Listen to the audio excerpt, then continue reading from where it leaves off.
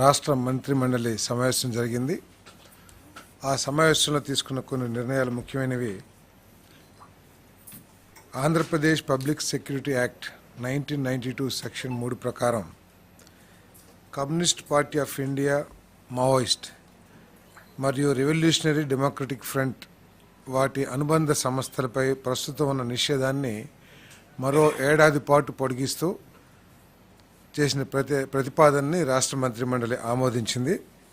దీనికి కారణం ఏంటంటే వామపక్ష భావజాలాన్ని ప్రచారం చేస్తూ ఘర్షణ వాతావరణాన్ని తెరదీయటం, రాష్ట్ర ప్రభుత్వ కార్యక్రమాలకి వ్యతిరేక ప్రచారం చేయటం, అదేవిధంగా ప్రభుత్వ ప్రైవేట్ ఆస్తులకి నష్టం కలిగించటం, కొన్ని శాంతి భద్రతలకి విఘాతం కలిగించే పరిస్థితులు ఉండటం మూలంగా వీటి మీద ఉన్న ఇప్పటికీ ఉన్న నిషేధాన్ని మరొక సంవత్సరం పొడిగించడం జరిగిందని చెప్పేసి పొడిగిస్తూ నిర్ణయం తీసుకోవడం జరిగిందని చెప్పేసి మనం చేస్తాను. 2, పశుసంవర్ధక శాఖకు సంబంధించి 18/8/2021 తేదీన జారీ చేసిన జీవో నెంబర్ 217 మరియు ఫిషరీస్ డిపార్ట్మెంట్కి సంబంధించిన జీవో 144 డేటెడ్ 8/9/2020 రద్దు కోసం చేసిన ప్రతిపాదనని రాష్ట్ర మంత్రిమండలి ఆమోదించడం జరిగిందని చెప్పేసి మనం చేస్తాను. గత 3 దశాబ్దాలుగా రాష్ట్రంలో ఉన్న ప్రభుత్వ చెరువుల్ని ఫిషర్మెన్ కోఆపరేటివ్ సొసైటీస్కి నామమాత్రపు లీజు మీద ఇచ్చి వారి ఆర్థిక పరిస్థితిని, జీవన ప్రమాణాలని పెంపొందించడమే కాకుండా మత్స్య సంపదని కూడా ఈ ఫిషింగ్లో నిష్ణాతులైన మత్స్యకారులకి అవకాశం కల్పించడం మూలంగా మత్స్య సంపదను కూడా పెంచడం జరుగుతుందనే ఉద్దేశంతో వాళ్ళకి నామాత్రపు లీజు మీద ఇచ్చేవాళ్ళు. కానీ గత ప్రభుత్వం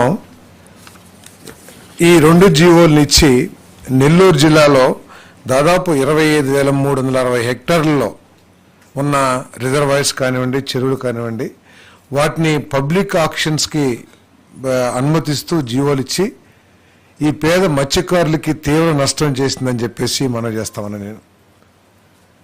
దాని మూలంగా మత్స్యకార సంఘాలు, ప్రజా సంఘాలు కోర్టులకు వెళ్ళటం ఇవన్నీ కూడా జరగడం జరిగింది.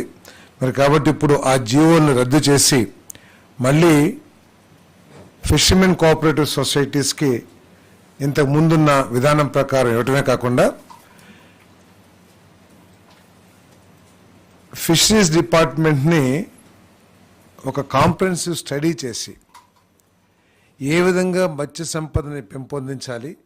ఎందుకంటే ఇటీవల కొన్ని సందర్భాల్లో మిడిల్ మ్యాన్ వచ్చి లేకపోతే కొంతమంది వ్యాపారస్తులు వచ్చి మత్స్యకారులకి నష్టం కలిగించే విధంగా ఒక ఇల్లీగల్ అగ్రిమెంట్స్ చేసుకుంటూ చెరువుల్ని వాళ్ళు తీసుకుంటున్నారనే విషయం ప్రభుత్వం దృష్టికి వచ్చిన సందర్భంలో ముఖ్యమంత్రి గారు ఫిషరీస్ డిపార్ట్మెంట్ని ఏ విధంగా ఈ చెరువుల ద్వారా మత్స్య సంపదని పెంపొందించడమే కాకుండా నేరుగా మత్స్యకారుల ఆర్థిక పరిస్థితి పెరిగే విధంగా ఏ విధంగా చేయాలి, ఈ మత్స్య సంపదన పెంపుదలలో ఏ విధంగా టెక్నాలజీ వాడాలి, వీటన్నిటి మీద కూడా సమగ్రంగా స్టడీ చేసి ఒక రిపోర్ట్ కూడా నెక్స్ట్ టైం క్యాబినెట్కి ఇవ్వమని చెప్పేసి కూడా చెప్పడం జరిగింది. దీంతో 27 మత్స్యకార సంఘాలు మేలు కల్పించాలని పైన పేర్కొన్న 11 కేసులను పరిష్కరించాలనే సదుద్దేశంతో సంబంధిత జీవోల్ని రద్దు చేయడం జరిగింది. దీని యొక్క ఉద్దేశం ఏంటంటే రాష్ట్రంలో ఉన్న కొన్ని లక్షలాది మంది మత్స్యకారులకి మేలు జరగాలనేది ఈ ప్రభుత్వం యొక్క లక్ష్యం. ఏదైతే వనరులు ఉన్నాయో, జలవనరులు, ప్రభుత్వానికి సంబంధించిన జలవనరులు ఉన్నాయో వాటి ద్వారా ఈ మత్స్యకారుల జీవన ప్రమాణాలు పెంచాలి, అదేవిధంగా మత్స్య సంపద కూడా పెంచాలి అనేది లక్ష్యంగా ఈ జీవోల్ని రద్దు చేయడం జరిగిందని చెప్పేసి మనం చేస్తాను. అంతేకాకుండా నెక్స్ట్, దేశంలో ఫెర్టిలిటీ రేటు తగ్గిపోతుందని చెప్పేసి చాలా స్టడీస్ తెలియజేస్తూ ఉన్నాయి. ప్రపంచంలో స్టడీస్ని కంపేర్ చేస్తే ఆంధ్రప్రదేశ్లో సంతానోత్పత్తి సామర్థ్యం, జాతీయ సంతానోత్పత్తి సామర్థ్యం రేటు 2.1గా ఉంటే ఆంధ్రప్రదేశ్లో అది కేవలం 1.5గా ఉంది. ఇంకా ప్రపంచ దేశాలతో కూడా కంపేర్ చేస్తే ఆంధ్రప్రదేశ్ సంతానోత్పత్తి సామర్థ్యం రేటు చాలా తక్కువగా ఉన్న పరిస్థితుల్లో ఈ డెమోగ్రఫీ మేనేజ్మెంట్ చేయాల్సిన పరిస్థితులు కనపడతా ఉన్నాయి. అంతేకాకుండా ప్రస్తుతం లెక్కల ప్రకారం మన రాష్ట్రంలో పురుషుల యావరేజ్ వయసు 32.5 ఉంటే 2047కి 40 ఏళ్ళు కానుందని చెప్పేసి కూడా కొన్ని స్టడీస్ చెప్తున్నాయి. అంటే రాబోయే సంవత్సరాల్లో యువకుల జనాభా తగ్గి పెద్ద వయసు వాళ్ళ జనాభా పెరిగిపోయే పరిస్థితులు కనపడతా ఉన్నాయి. ఇప్పుడు కొన్ని దేశాలైతే ఓల్డ్ ఏజ్ హోమ్స్గా కూడా మారిపోయే పరిస్థితులు కనపడతా ఉన్నాయి. కొన్ని పాశ్చాత్య దేశాల్లో ఇప్పుడు చూసుకున్నట్లయితే ఏజ్ 50-60 ఏజ్ ఉన్న వాళ్ళు ఎక్కువ జనాభా ఉంది. అదే ప్రస్తుతం మన దేశంలో చూసుకుంటే యంగ్ జనాభా ఎక్కువగా ఉంది.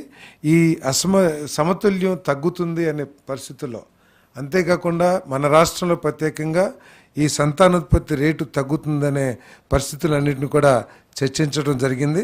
అంతేకాకుండా దీని మీద ఎక్కువగా డిస్కషన్ కూడా జరగాల్సిన అవసరం ఉందని చెప్పేసి కూడా మరి క్యాబినెట్లో చర్చించడం జరిగింది.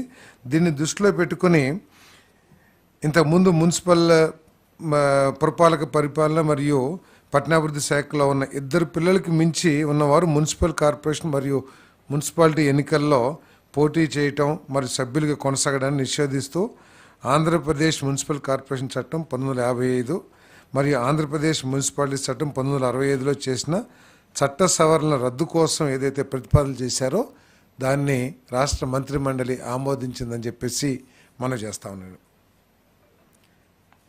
అదేవిధంగా పంచాయతీరాజ్ మరియు గ్రామీణ